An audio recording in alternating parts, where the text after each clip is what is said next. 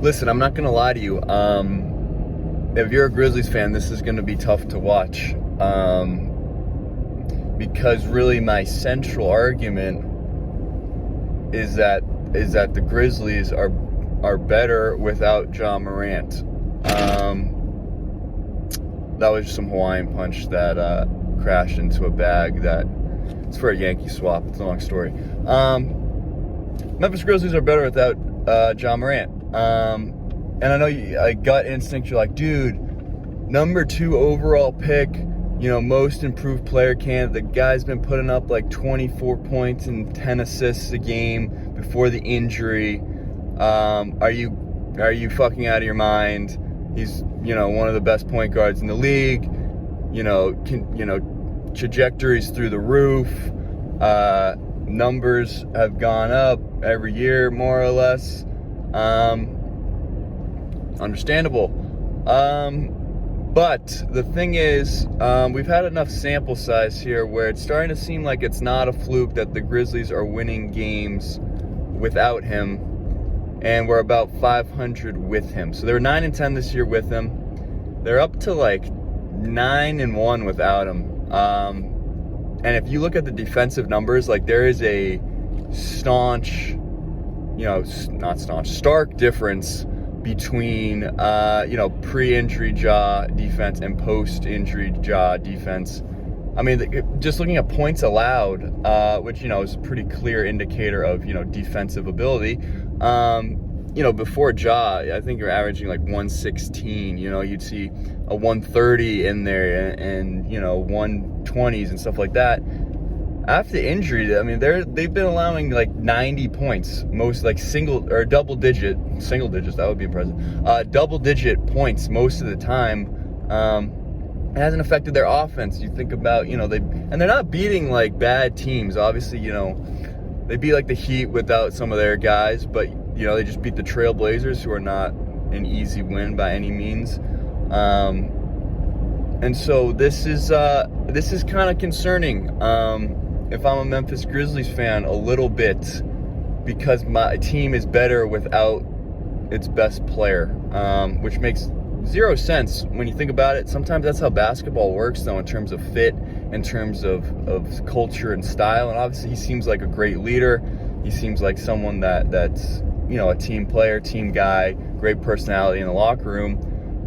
It's just on the defensive side of the ball, especially in a league where, almost every night your opponent's point guard is good. When you think about, that's the thing with, we talk about Ben Simmons, we talk about John Wall. The market for point guards is not, huge, because every team already, is pretty happy with their backcourt in most cases. So that means that night in, night out, your point guard's going to have to defend, probably a pretty decent player.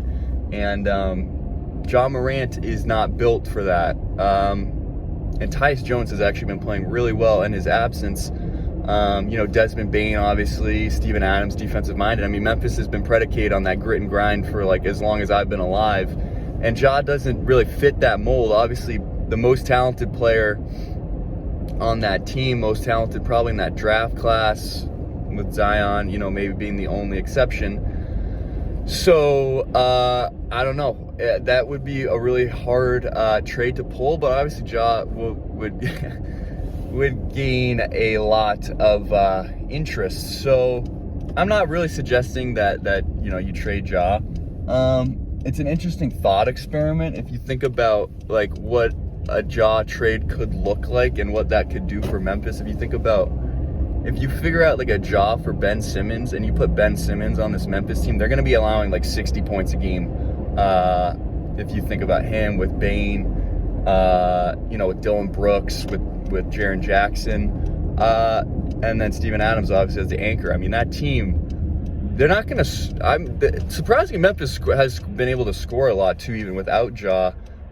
With Ben Simmons, they probably might not score as much as they are now, but they won't allow as much. So I'll float that. Listen, it's not like I'm not like take it seriously, in that it is seriously concerning that the difference with Ja on and off the floor.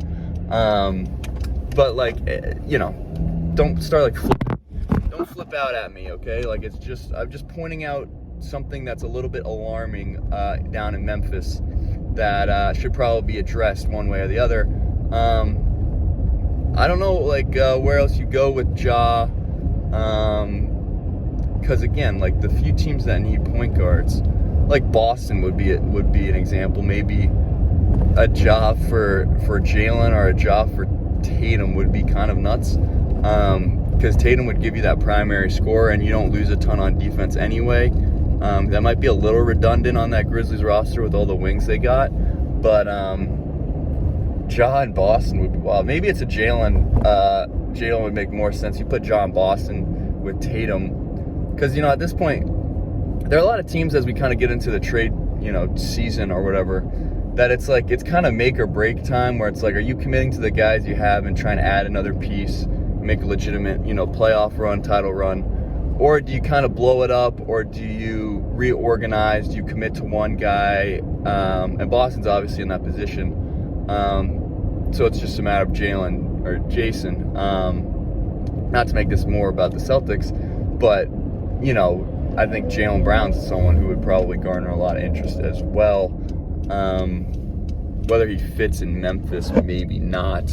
But he also brings the deep. Like, you're not losing anything defensively with him either. Jesus Christ, shouldn't have taken this route home. So there you go. Ja should be traded immediately. No. I'm trying to think other. I mean, like, the funny thing with OKC is they could literally basically trade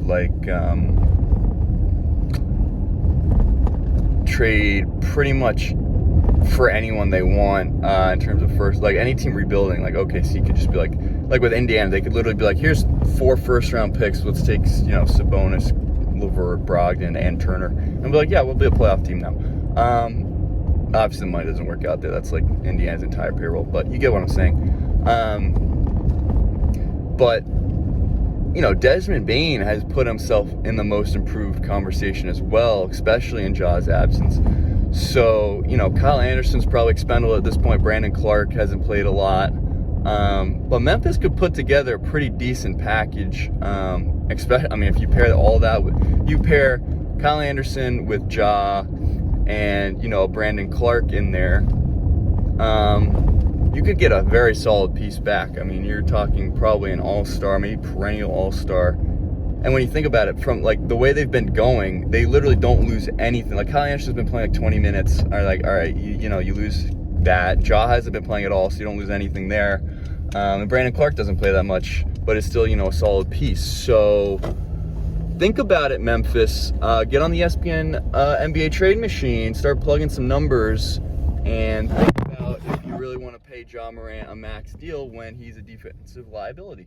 And that's harsh. That's the harsh truth of it. The numbers are not lying. So start to think about maybe trading your boy. Sorry. I'm so sorry. I'm sorry to be like that. But it just caught my eye, and I had to talk about it. So that's the way it is. But for now, take it easy. Take care of yourselves. And I'll see you next time. Unless you're a Memphis Grizzlies fan, you probably hate me and will never see me again. And that's okay. That's your right. So, Godspeed.